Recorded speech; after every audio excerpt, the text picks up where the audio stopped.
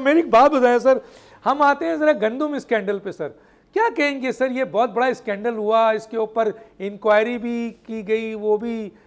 کچھ بیچارے فوڈز کے کچھ لوگوں کو ذمہ دار ٹھہرایا گیا، حالانکہ 300 ارب کا پہلے یعنی اس کی تو انکوائری نہیں ہوئی جو نگراں حکومت میں ہوا ہے، جس میں 300 ارب روپے کی کرپشن کی بات کی جا رہی ہے، نگراں وزیر اعظم کے اوپر ایلیگیشنز ہے اور پوری کابینہ کے اوپر ایلیگیشنز ہے، لیکن کچھ نہیں ہو رہا ہے سر،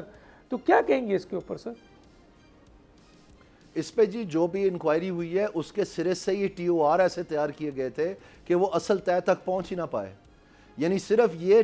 ٹی او آر دیا گیا ہے کہ مارچ میں فروری کے بعد جب قطغن لگی تھی تو وہ گندم جو ہے وہ زیادہ کیسے امپورٹ ہو گئی، حالانکہ جب اصل بات ہوئی ہے کہ جب یہ سارا امپورٹ کا سلسلہ شروع ہوا ہے ستمبر میں، اور ظاہری بات ہے پھر جولائی اور اگست میں اس کے فیصلے ہوئے تھے تو وہ ستمبر کے پہلے ہفتے میں گندم پہنچ گئی ہے پاکستان، اس طرف تو جانے نہیں دیا، اس کے تو ٹی او آر ہی نہیں بنائے۔ اور آپ حیران ہوں گے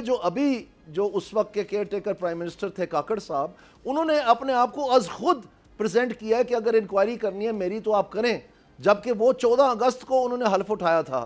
تو وہ ان کو تو ظاہری بات ہے، پتہ ہے بات کا کہ وہ کتنے قصوروار ہیں اور ماضی کی حکومت کتنی قصوروار ہے، اس لیے تو وہ کہہ رہے ہیں کہ مجھے لائیں کٹارے میں کھڑا کریں، تو کیوں نہیں آپ ان کو کھڑا کرتے، کیا چھپا رہے ہیں؟ تو یہ بات ہم بالکل نہیں چھوڑیں گے، اس کے منطقی انجام تک ہم نے پہنچنا ہی پہنچنا ہے، اور یہ پہلی مرتبہ نہیں ہے، یہ 2015 میں بھی اس طرح کا تماشا لگا تھا، اس کی انکوائری کے لیے مجھے اور بریسٹر ظفر اللہ کو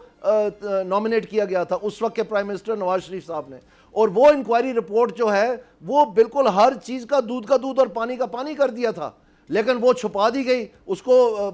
مطلب دبا دیا گیا اور اس کے اوپر کوئی عمل درآمد نہیں کیا۔ کون ذمہ دار تھا سر؟ چلے آج بتا دیں سر، آج بتا دیں کہ کون ذمہ دار تھا سر اس کرپشن کا جو نواز شریف صاحب کے دور میں آپ نے انکوائری کی تھی؟